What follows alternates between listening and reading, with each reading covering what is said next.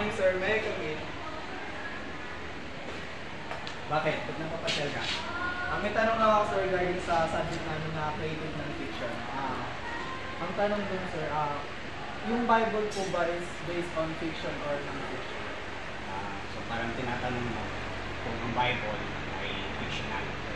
Define muna natin. Pag sinabing fiction, dahil lalo na ang subject na it doesn't necessarily mean na it's not. Kasi ang literature katulad sa Bible, maraming meaning, maraming definition ng literature.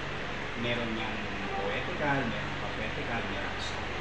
So, hindi sinabing fiction na pwedeng ibig sabihin ng fictional when it comes to your subject na napapagibig natin ay pwedeng symbolical. They are not explained in plain language.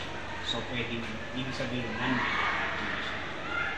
So, ngayon, ang isang karaniwang tanong, yung story ni Jonah kasi, sabi nila, parang hindi raw kapaniwala yung story. Specifically kay Jonah, na ginamit doon ay for 3 days na natulog si Jonah. So, let me clarify, kasi yung nangyari kay Jonah, parang hindi karaniwan. Parang consider as parang miracles. Pero pwede natin sabihin, hindi dahil hindi karaniwan nangyayari. Diba? So, pwede natin sabihin, even si Christ sa Bible, kaya ako naniniwala na siya ay hindi fictional, totoong nangyari. Si Christ nagsabi sa Matthew 12:39-40. Sabi ni Christ, katulad ng kanyang resurrection, na namatay siya ng 3 araw, same with me. So si Christ mismo, kinonect yun sa resurrection, which is, alam natin, resurrection, mas madaling patunayan niya na historical. So yun lang, pwede ko sabihin ay partly fictional, kasi may part sa Bible na tinatawag natin poetical, prophetical, like the Book of Revelation, di ba? Naglalagaran yung mga sa description sa Bible sa Matthew, na yung mga buwan, etc.